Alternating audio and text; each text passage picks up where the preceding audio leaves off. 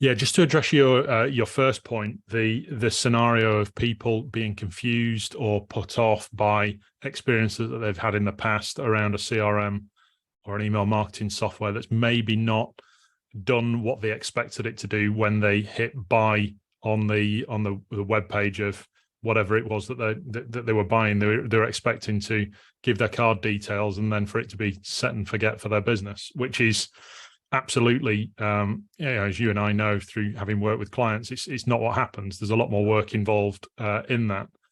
I do think actually, and maybe this scenario is changing.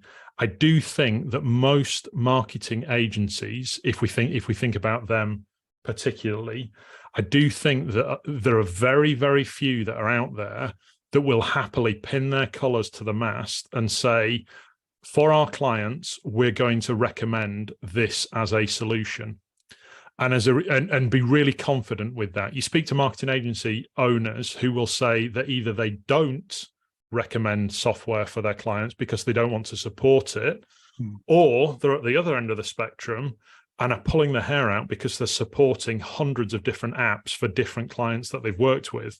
They're not making any money in terms of referral fees. That's all going to big software companies in subscription revenues, and they're just dead frustrated. It's difficult to support with stretched teams. It's hard to find expertise who can understand what Pipedrive does versus what Keep does versus what Active Campaign does, for example.